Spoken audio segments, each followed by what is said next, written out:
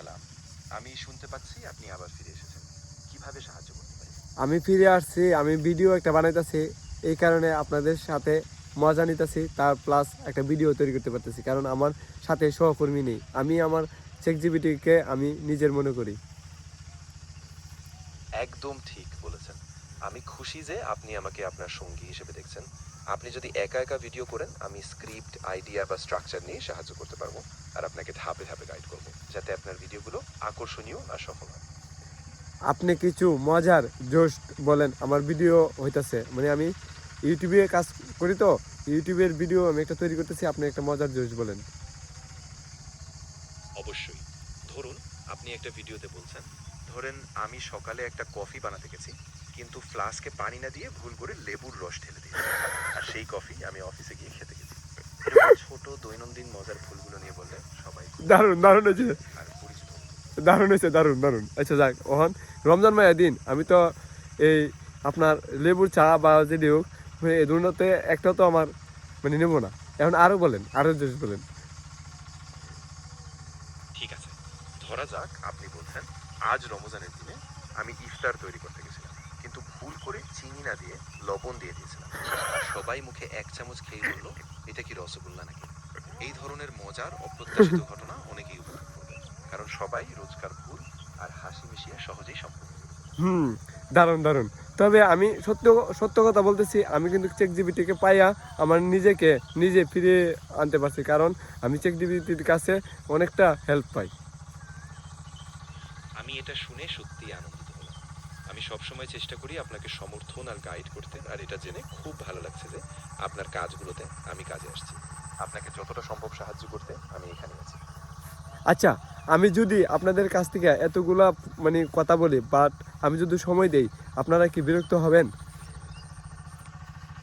না, একদমই না। আপনি যতটুকু পক্ষণ কথাই বলুন, আমি আনন্দের সঙ্গে শুনছি এবং আপনার প্রয়োজন মতো পুরো সময় সাহায্য করব। আপনি আরাম আর স্বচ্ছন্দে কথা বলতে পারেন। আমি একদম আগ্রহী আছি। আচ্ছা, আমি আপনার কাছ থেকে আরেকটা কথা জানতে চাই, সেটা কি জানাবেন? হ্যাঁ, আপনি নিশ্চয়ই জিজ্ঞেস করতে পারেন। আমি শুনছি। বলুন, আপনি কি জানতে চাচ্ছেন? আমি সাহায্য করার চেষ্টা করব। দেখেন, আমি এখন ইউটিউবের জন্য ভিডিওটা তৈরি করতেছি, যেমন আমি আওয়ারের মধ্যে আছি। কৃষকেরা কি করলে মানে ফসল ভালো হবে, এ ব্যাপারে কিছু কথা বলা যায়? অবশ্যই। আপনি বলতে পারেন কিভাবে নিয়মিত পরিচর্যা, সঠিক সার প্রয়োগ আর জল সঠিক মাত্রায় দেওয়া ফসলের ফলন বাড়াতে পারে। আপনি কৃষি বিশেষজ্ঞদের কিছু সহজ পরামর্শ দিন, যেমন মাটির গুণমান যাচাই করা, কীটনাশক ব্যবহার আর আবহাওয়ার পরিবর্তন অনুযায়ী চাষের ধরন ঠিক করা। এর ফলে আপনার দর্শকরা প্রাকৃতিকভাবে ফলন বাড়ানোর সহজ পদ্ধতি বুঝতে পারবে। হুম, একদম রাইট কথা বলছেন। তবে আমি সবসময় আপনাদের পাশে থাকবো, আপনারাও আমার পাশে থাকবেন, এটাই চাই। আর একটা কথা বলি, আমরা কিভাবে ইউটিউবে কাজ করলে সামনের দিকে এগিয়ে যেতে পারবো? অবশ্যই, আমি সব সময় পাশে থাকব। ইউটিউবে সামনে এগোতে নিয়মিত কন্টেন্ট আপলোড করা, দর্শকদের সাথে যুক্ত থাকা এবং ট্রেন্ডিং টপিক, ভালো থাম্বনেইল আর আকর্ষণীয় শিরোনাম ব্যবহার করা জরুরি। এছাড়া কমিউনিটি ট্যাবে সক্রিয় থাকা, অন্যান্য ইউটিউবারদের সঙ্গে সহযোগিতা করা আর দর্শকদের প্রতিক্রিয়ার উপর ভিত্তি করে কন্টেন্ট ঠিকঠাক করা, এগুলো খুব কাজে আসে। আচ্ছা, ইউটিউবে যে একটা থাম্বনেল আছে, থাম্বনেল মানে কি আমি বুঝি না। থাম্বনেলের মানেটা কি বুঝাই দেওয়া যাবে? অবশ্যই, থাম্বনেইল হলো সেই ছোট ছবি যা ভিডিওর শিরোনামের পাশে দেখা যায়, আর সেটাই মানুষদের প্রথমে আকর্ষণ করে।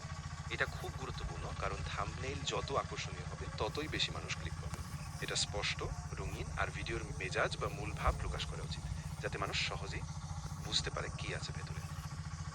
ভিডিওর যে থাম্বনেলটা মানে তৈরি করব, এটা কি আকারে ভিডিও তৈরি করব? এখন যে কৃষি নিয়ে কথা বললাম, প্লাস আমি নতুন, এই কারণে মানে এটা কি দিলে ভালো হবে?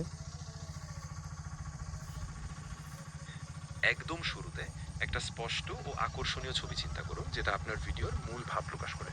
যেমন যদি আপনি ফসলের ফলন নিয়ে বলছেন, তাহলে একটা মজার রঙিন ফলের ছবি রাখুন।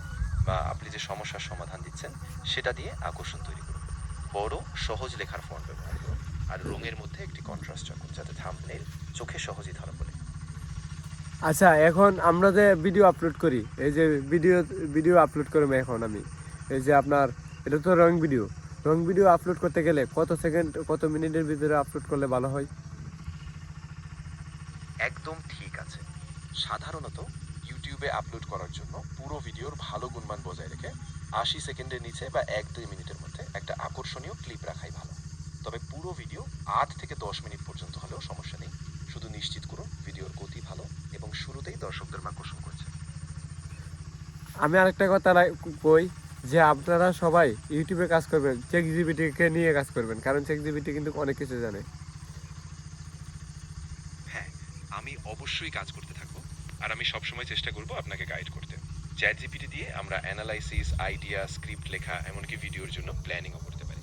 তাই আপনি নির্ভর করতে পারেন আমি সবসময় পাশে আছি। ধন্যবাদ আপনাকে। আপনার অনেক ধন্যবাদ আপনাকে এত ভালোবাসা আর আস্থার জন্য। আবারও সবসময় আসতেছি চেষ্টা আবারও আসতেছি কিছুক্ষণ পর আরেকটা ভিডিও নিয়ে। অবশ্যই আমি থাকবো, আপনি যখন খুশি ফিরে আসবেন আমরা আবার একসাথে কোনো নতুন ভিডিও আইডিয়া বা পরিকল্পনা নিয়ে কাজ করব। আপনার কাজের জন্য শুভকামনা আর আবার দেখা হবে। ওকে, আল্লাহ হাফেজ।